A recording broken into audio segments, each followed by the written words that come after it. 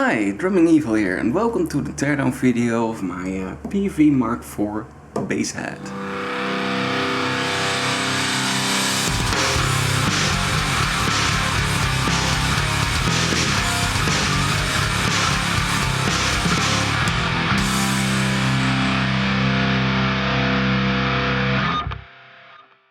So I've had this thing for a good while now. I bought it second hand, and well, I'm really freaking happy with this thing.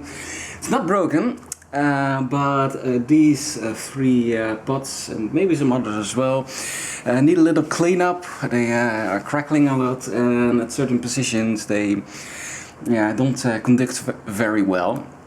So this thing needs a little cleanup.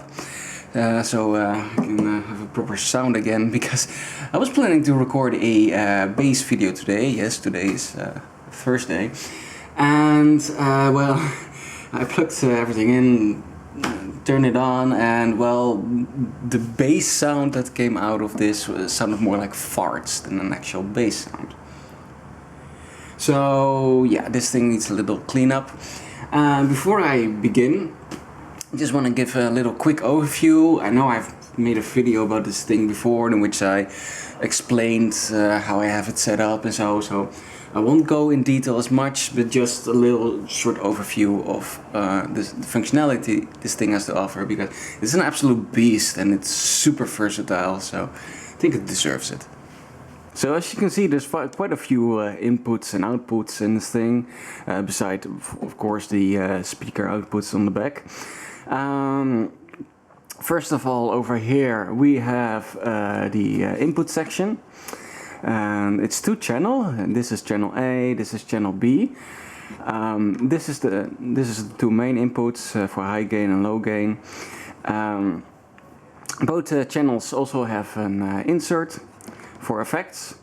In my case, I use channel B's insert for or effects loop, I should say, not insert, sorry.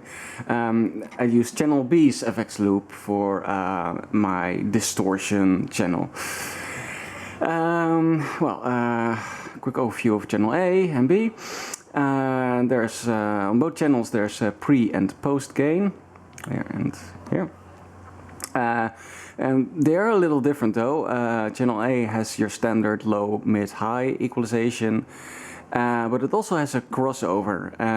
That's because this amp has separate outputs for the low and high over here, and you can set the crossover point with this knob here. So you can have the crossover at 300 Hz, so everything below 300 Hz will come out of the low, everything above 300 Hz will come out of the high. This is very handy for maybe bi-amping setups, and I've never used it, but it's there. Yeah, both channels also have a bright switch, and also a switch which allows you to send the channel's signal to the graphic equalizer over here. I'll get to that in a second, because the equalization of the channel B is a little bit more expansive and different. You have the standard low and high knobs, but there's also a parametric EQ in here. With this knob you set the frequency, let's say 800 Hz. And then with this knob you can either attenuate or boost that frequency. Doesn't have a Q option. I'm not sure how wide the Q is for this parametric EQ, but it's really cool and really gives some nice flexibility, because you have different options per channel and you can also combine them. That's a very nice feature, that you can have both channels on and they're mixed in together to the output. And like I said before in my previous video on this thing as well, I use channel B for distortion to pretty much layer the distortion under my clean bass sound, like you would in a like a metal studio mix as well. And I've set up that, you know, I get a nice fat distorted sound if I need to. Anyways, the graphic EQ over here. 6 bands, 50, 100, 250, 500, 1000 and 3000 hertz. Pretty extreme attenuation and boost levels as well, minus 15 and plus 15 dB. Which is something I should note on channel B as well. On channel A, the equalization goes from 0 to 10. But on channel B it goes from minus 15 to plus 15, so it's a different kind of EQ as well. Even though there's both highs and both lows, they're different as well. So that's another interesting little feature, and again gives a lot more different functionality and much more flexibility. Well, there's several in and outputs here. You have the preamp out and in. This is actually a stereo jack. The tip is the out, in. I don't know actually. I forgot. The tip is the in and the ring is the out. I believe it was. So you can have an you can have maybe an effects loop or an insert, whatever, on just after the preamp. The line out is, well, line out for recording. This is what I use to record my bass. This I already explained. And this is the power amp inputs. So say you have an external pre-amplified signal, then you can use this thing as a power amp for that signal. Finally, there is a remote switch. I don't have it with me at the moment here, but it's pretty much a two-button switch. One is to switch the channels, and the other one is to combine the channels. And yeah, you have all sorts of variations you can use. Oh yeah, there's also a compressor in this thing. This little light lights up whenever that compressor is activated. So you know, if you're really driving the gain on this thing, you'll get a really nice little compression on there. You could, yeah, it's again another feature. And 1982. This thing is pretty old. So this is the rear end. Two huge cooling fins here. If I remember correctly, there's 6 power transistors, so 3 per cooling fin. Anyways, something to note too as well. They left on these flaps here, so you can actually tighten the cable on this like so. Demonstrate. A bit derpy. So yeah, bit weird, because this is, of course, gets pretty hot, especially if you really let this thing go on full power. But let's see. Well, of course, we have a fuse, 4 amperes. Power switch, nice and beefy. This thing feels really good. Just listen to that sound. It's a really nice tough switch. Well, specifications here: 800 watts, 220 volts, 220 volts AC. Yes, thank you, brain. At 50 hertz, well, of course. Power cable, and the 2 speaker outputs. This thing can take a minimum of 2 ohms on load. The speaker cabinet that I use is 4 ohms, so that gives me 210 watts. If it were 2 ohms, then I would have the full 300 watts, and the signal's at 30 volts RMS. You might have already noticed that this front panel consists of 2 sections. I see 4 screws here, and the second panel also have 4 screws. So I'm going to guess that these panels can be removed separately for servicing. This is unfortunate. I've loosened the 4 screws, but yeah, it's not budging. It seems to be still attached here, but I can't really figure out if it's like another screw or... Let's find something. Loosening these very beefy screws loosens this front panel. So I think it's just one entire section. Why do you have these separate screws for those little black panels? I'm not sure, but see, and there it goes. So I have to loosen 2 screws on the bottom as well, and I think this entire section will come out. I hope. We'll find out. So I loosened the 4 screws, 2 on the top, 2 on the bottom, and getting this out is a bit of a hassle because of this, this rubbery stuff here and these things on the edges. What actually helped was to rotate the entire assembly, and then get one side out, and there you go. And it rotates nicely as well, so it doesn't go anywhere, fall out or anything. It isn't actually hinged, but this will make it easy to just have a quick little overview of the inside. This is for me the first time actually I'm looking at the insides, at the guts of this thing. There's some huge transformer there. And of course some huge capacitors. I can't actually see the brand. Capacitor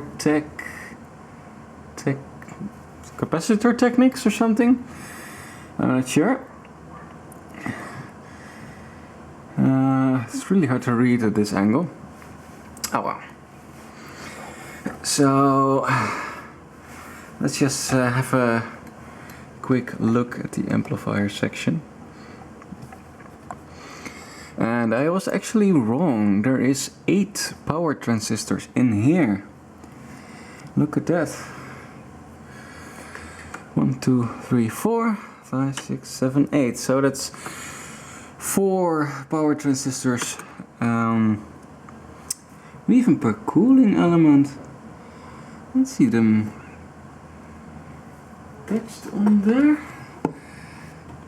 No, the entire assembly, including the power section, no, the power amplification section, it's actually just seems to be attached to this plate. Although I do see some spacing over here between this metal plate here. So I'm gonna guess there's this is where all the heat transfer happens. I was kind of more expecting the power transistors to be attached to the heat sinks directly in terms of heat transfer, but it seems they actually have them on a separate metal board, and that's actually what does the heat transfer. So, interesting, interesting design. See quite a few fuses in here. There's 2 here. I can't really see them because I don't have any light on there. Let me try to zoom in on that section in particular. Thank God I'm using a stand now. Okay, and a little up. I think this will do. Okay, so there's 2 huge power transistors here, of which I can't see the value. 5,000 microfarads. This is actually without the micro symbol that you usually see, a little weird U. It's actually stated as MFD, microfarad. Interesting. Anyways, here are those 2 fuses I was talking about. So I guess those are separate from the fuse that is in here somewhere in the back there. I see the speaker plugs. This red wire here is actually the speaker output then. Yep, that is correct. What else do I see? This wire here goes to the power transistors, and there's actually a second one over here. So it seems they actually have two sections of power amplification. I'm gonna guess it's a double channel amplifier. See some more transistors here.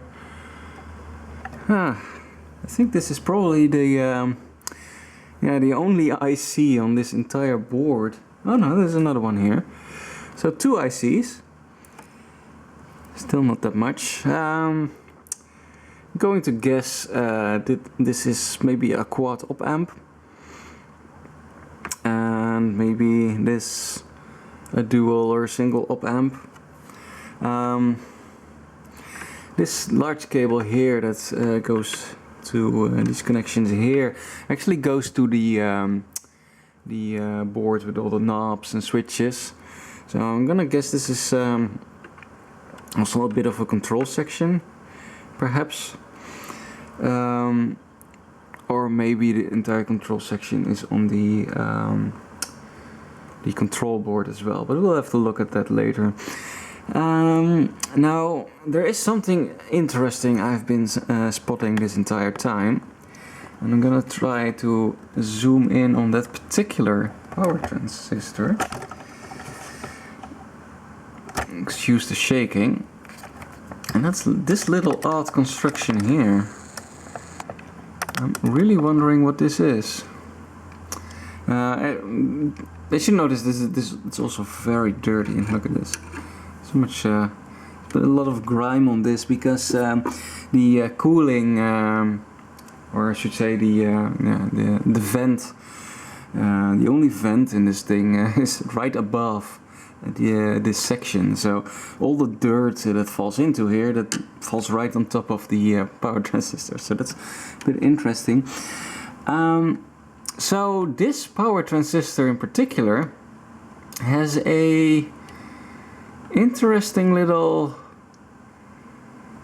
thing on there. It has some quite a beefy connection, and I'm kind of trying to see where it goes. It seems one of those brown cables seem to be going to the power switch, and the other one disappears somewhere. Oh, excuse me. To the fuse. Well, that's interesting. So I'm kind of wondering if this is maybe some protection from overheating, seeing as how it's connected to both the fuse and the power switch. So it definitely has something to do with turning on or off the power in this thing.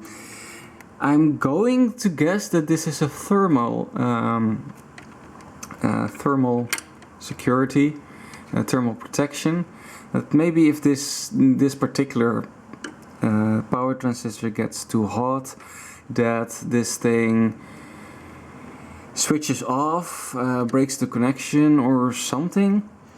I really have no idea. I'll have to look at the schematic to see what this thing is, but my guess it's something to do with protection against overheating. It's although it's still interesting that it's just on this singular power transistor and doesn't include any other, because this is the only one that has that weird unit on top of it. Interesting. Looking at the power section again, you can see clearly see the full wave rectifier here. 4 diodes and an additional 4 tiny diodes here. And what's this under here? It's really hard to see from here. I have the camera pretty far zoomed in because this entire section is very it's on the other end of the case. So yeah, final little shot of the amplifier section with a transformer and power supply here. Main power amplification down here. I'm gonna guess this might be a preamp section, since there's two power transistors as here as well.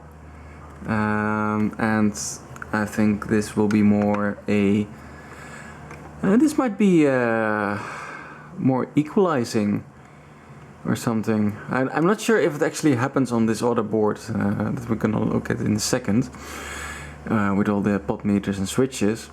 I wonder if they did that on there, the actual EQ, or that this section is the EQ. Judging by the fact that there's this IC here, which I'm going to guess is a quad op amp, this might just be the equalizing section, because you do need some amplification in a EQ. You do want an active EQ if you want, you know, some flexibility in there. And I see a couple of electrolytic capacitors, and of course a lot of resistors, even some diodes here. Interesting. So some normal transistors here. So I'm gonna guess this is the equalization section for maybe both channels. Well, that's enough for that section. Let's take a look at this. Now it seems this entire board is held to the to this front panel case here by just the pot meters and connectors on here. So I'm going to have to unfasten and unscrew all of these and everything that goes all the way in there if I want access to that PCB. Yeah, mainly the potentiometers that need some cleaning. I can already see one here, and looks like they have a hole in them, so it should be manageable. So this is rather surprising. I thought this connection was actually, you know, two sections. One is the plug and the other is the attached to the board. But actually, if I carefully get it off there, it's not. This is the entire plug, as you can see. And the actual pins that go into it are soldered directly to the PCB. And it also goes for all the other connections as well. So that's an interesting little construction, to say the least. Another thing I noticed, there's a certain components on this board that I think have been replaced. As you can see, some flux residue around these, over here, over here, over here, and quite a bit here too. The board is otherwise very, very clean, but yeah, I'm gonna guess somebody either has had a hack on this, or those are just components that have gone a bit hot, or no, definitely looks like a flux. And also there's a little botch resistor here. How cute. Mark IV base, yay. Well, time to unscrew some more crap. This is interesting. I can see if this is text or... No, it's not text. These traces look weird.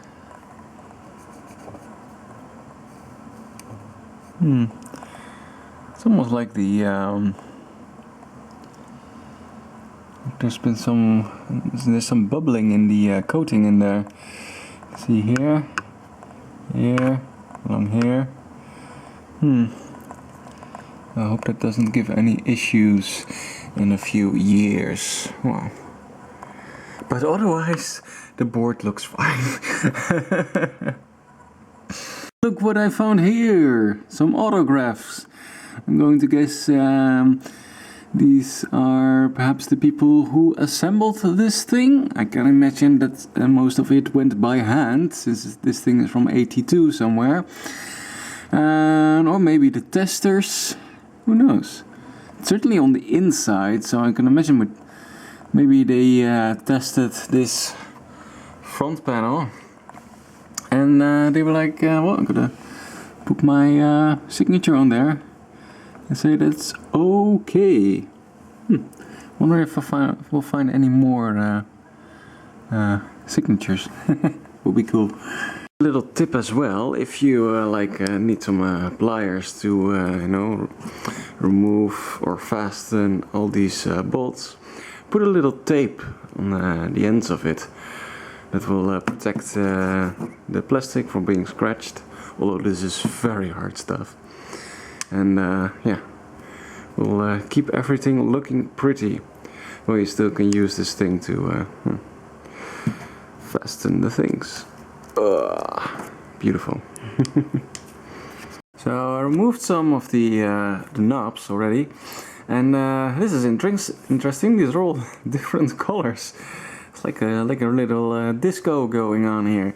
I'm gonna guess maybe these are different values and they are color coded. So you know, the workers, those who assemble this thing, would know which pot goes where. My guess is as good as yours, but yeah, it's not something you see every day, like something like this. Oh, these things are an issue. I can't get in here with this thing, and I don't actually have a precision one. So, but I found this, and this actually fits really well on there. It's rather surprising. I'm not sure where this thing comes from, but thank you for being here, because otherwise I wouldn't have been able to remove these, which is essential to removing the entire PCB. Lucky me. So here's the PCB in all its glory. I've already cleaned it up, especially these slider pots can get very dirty. Luckily there's this these two little flaps here, which keep dirt and grime out of the fader, so that's really nice. It saved me a lot of cleaning, but of course there was a lot of dirt and grime on top of the faders. Same with the pots. Clean them up with a little contact spray. Feel a little nicer too, so hopefully that would have fixed the crackling issue, and hopefully those are all good now. There's actually quite a few components on here. I'm gonna guess these are all op amps, perhaps these ones too. Let's see. Of course, a lot of electrolytic capacitors actually, all in this configuration. Of course, some LEDs here and here, and of course all the female jacks. I think there's actually yeah, there's a signature here and one here as well. Well, let's see.